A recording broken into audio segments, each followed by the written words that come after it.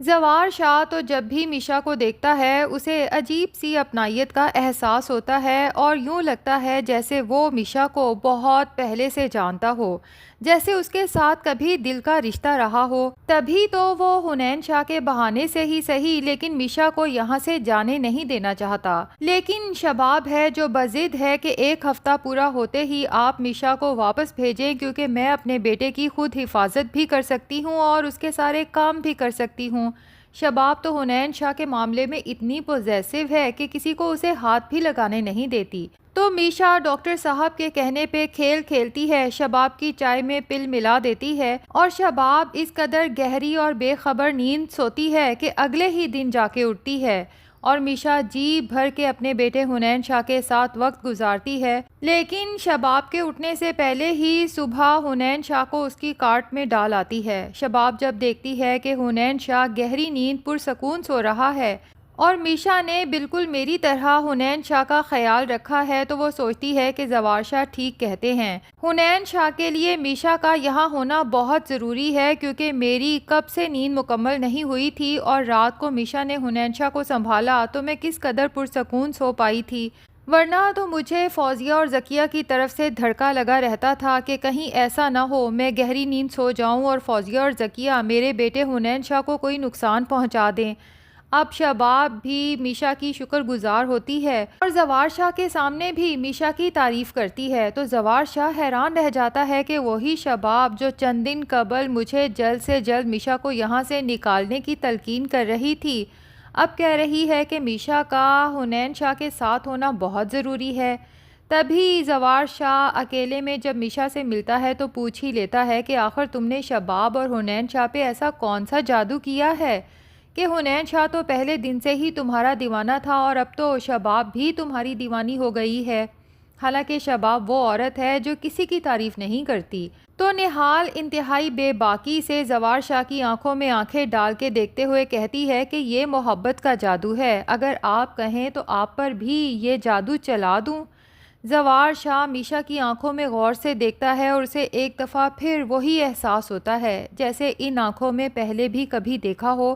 جبکہ میشا نوٹ کر لیتی ہے کہ زوار شاہ اس کی آنکھوں میں کھو چکا ہے تو کہہ ہی دیتی ہے کہ اتنے غور سے ان آنکھوں میں نہ دیکھیں، کہیں آپ کو مجھ سے پیار ہی نہ ہو جائے۔ اب ادھر فوزیہ اور ذکیہ جب دیکھتی ہیں کہ شباب ہم سے بڑھ کے میشا پہ ٹرسٹ کرنے لگی ہے تو شباب کا ٹرسٹ شیک کرنے کے لیے اسے بتا ہی دیتی ہیں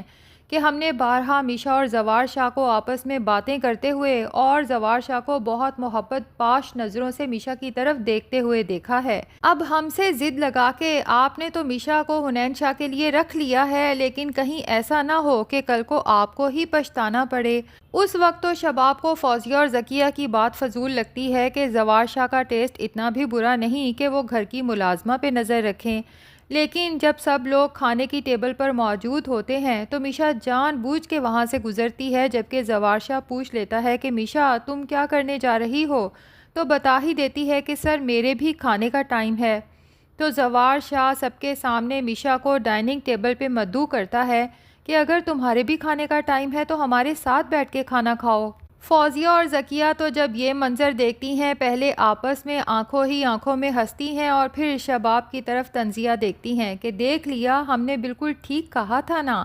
اب شباب فوراً بول پڑتی ہے، زوار شاہ سے کہتی ہے کہ جب وہ اپنے کمرے میں جا کے کھانا کھا سکتی ہے تو آپ کو اسے ڈائننگ ٹیبل پہ مدعو کرنے کی کیا ضرورت ہے، کیونکہ ڈائننگ ٹیبل پہ تو صرف ہم فیملی ممبرز ہی کھانا کھاتے ہیں نا۔ جس پہ زوار شاہ کہتا ہے کہ جس طرح سے میشا میرے بیٹے حنین شاہ کا خیال رکھتی ہے مجھے تو یہ بھی اپنے ہی گھر کی ایک فرد معلوم ہوتی ہے۔ اور پھر میشا سے کہتا ہے کہ آپ کھڑی کیوں ہیں، بیٹھیں اور کھانا شروع کریں۔ میشا تو سب کے سامنے طنزیہ مسکراہٹ پھینکتی ہے اور وہیں بیٹھ کر کھانا شروع کر دیتی ہے، جبکہ شباب کے لیے تو حلق سے نوالے اتارنا مشکل ہو جاتا ہے۔ بہرحال میشا جو کہ فیصلہ کر چکی ہے کہ فوزیہ، عامر، ذکیہ اور جاوید کے بعد اس شباب کو بھی اپنے راستے سے ہٹانا ہے اور پھر شباب کی جگہ لے کے نہ صرف اس گھر پہ بلکہ زوار شاہ کے دل پہ بھی حکومت کرنی ہے، تبھی میشا تیار شیار ہو کے کوئی نہ کوئی بہانہ ڈھونڈ ہی لیتی ہے زوار شاہ کے آگے پیچھے پھرنے کا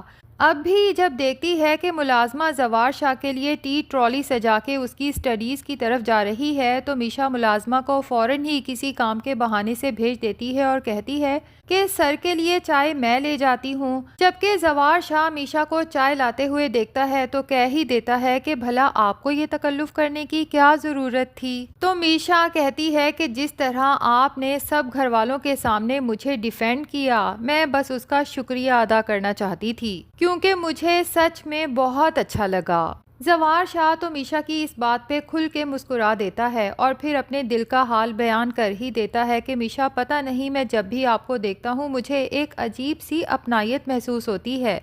میں آپ کے بارے میں مزید جاننا چاہتا ہوں، اگر آپ برا نہ منائیں تو پلیز مجھے اپنے بارے میں کچھ بتائیں۔ جس پر میشا کہتی ہے کہ سر مجھے لگتا ہے کچھ چیزوں پر پردہ پڑا رہے تو زیادہ اچھا ہوتا ہے، کیونکہ اگر سب کچھ پتا چل جائے تو انسان اپنی انفرادیت کھو دیتا ہے۔ زوار شاہ میشا کی بات پہ مسکراتے ہوئے سوچتا ہے کہ میشا تو بیوٹی ود برین کی جیتی جاگتی مثال ہے، جبکہ میشا زوار شاہ کو خیالوں میں کھوئے ہوئے دیکھتی ہے تو کہتی ہے کہ میں اپنی انفرادیت کھونا نہیں چاہتی۔ دوسری طرف شباب جو شدید غصے میں اپنے کمرے میں موجود ہوتی ہے، زوار شاہ جب روم میں جاتا ہے تو شباب شروع ہو جاتی ہے کہ آج آپ نے ڈائننگ ٹیبل پہ جو کچھ کیا مجھے بالکل اچھا نہیں لگا، جس پہ زوار شاہ کہتا ہے کہ میں نے صرف میشا کو کھانے کے لیے انوائٹ کیا تھا، اس میں اچھا برا لگنے والی کون سی بات ہے۔ تو شباب زوار شاہ کو سمجھانے کی کوشش کرتی ہے کہ نوکروں کو زیادہ سر پہ نہیں چڑھانا چاہیے ورنہ وہ سر پہ چڑھ کے ناچنے لگتے ہیں۔ زوار شاہ کو شباب کی یہ بات سن کے شدید غصہ آ جاتا ہے اور وہیں پر کہتا ہے کہ شباب بس، کیونکہ میشا کے لیے نوکر کا لفظ استعمال کرنا زوار شاہ کو بہت ہی برا محسوس ہوتا ہے۔ اور اب تو زوار شاہ جہاں بھی میشا کو دیکھتا ہے اس کے پاس پہنچ جاتا ہے، باتیں کرنے کے بہانے ڈھونڈتا ہے۔ میشا بھی جب زوار شاہ کو اپنے آس پاس دیکھتی ہے تو کوئی نہ کوئی ایسا بہانہ تلاش کر ہی لیتی ہے کہ زوار شاہ اس کی طرف مزید متوجہ ہو۔ یوں ہی ایک دن گرنے کی ایکٹنگ کرتی ہے اور زوار شاہ فوراً آگے بڑھ کے اسے سنبھال لیتا ہے اور میشا کو سمجھاتا ہے کہ میں نہ ہوتا تو آپ بہت برے طریقے سے گرتی، اس لیے سنبھل کے چلا کریں، جبکہ میشا زوار شاہ سے کہتی ہے کہ مجھے پورا بھروسہ تھا کہ اگر میں گروں گی تو آپ مجھے سنبھال لیں گے۔ زوار شاہ حیران ہو کے میشا سے پوچھتا ہے کہ تمہیں مجھ پر اتنا بھروسہ ہے؟ تو میشا کہتی ہے اس سے بھی زیادہ، یقین نہ آئے تو آزما کے دیکھ لیں۔ اتفاق سے فوزیہ اور ذکیہ یہ سارا سین دیکھ لیتی ہیں اور اسی لمحے فیصلہ کر لیتی ہیں کہ اس سے پہلے کہ پانی سر سے اوپر جائے ہمیں اس میشا کو اس گھر سے نکالنے کا بندوبست کرنا ہوگا۔ بہرحال زوار شاہ جب وہاں سے جاتا ہے تو فوزیہ میشا کے سر پہ پہنچ جاتی ہے اور اسے کہتی ہے کہ یہ جو کھیل تم کھیل رہی ہو نا، اس میں ہم تمہیں کبھی کامیاب ہونے نہیں دیں گے۔ تو میشا فوزیہ پہ طنز کا تیر پھینکتے ہوئے کہتی ہے کہ میں تو کوئی کھیل نہیں کھیل رہی، ہاں البتہ جن کا ذہن گندا ہو نا انہیں ہر چیز میں گندگی ہی نظر آتی ہے۔ میشا کی بات پر تو فوزیہ کے تن بدن میں جیسے آگ لگ جاتی ہے کہ گھر کی ایک ادنا سی نوکرانی لیکن اس کی اتنی جرأت کہ مجھے اتنی باتیں سنا دے۔ دوسری طرف شباب بھی اب میشا کی طرف سے انسیکیور ہونے لگی ہے تو وہ گاؤں سے حنین شاہ کو سنبھالنے کے لیے ایک لڑکی منگوا لیتی ہے اور زوار شاہ سے کہتی ہے کہ اب آپ اس میشا کو واپس بھیج دیں، مجھے حنین شاہ کے لیے میشا کی ضرورت نہیں رہی۔ تو ناظرین اب دیکھنا یہ ہے کہ کیا شباب کے فورس کرنے پہ زوار شاہ فائنلی میشا کو واپس بھیج دیتا ہے یا پھر میشا کوئی ایسا کھیل کھیلتی ہے کہ زوار شاہ جو ہر کام شباب کو خوش کرنے کے لیے کرتا تھا لیکن زندگی میں پہلی بار شباب کے خلاف جا کے اسے صاف کہہ دیتا ہے کہ میشا تو یہیں رہے گی،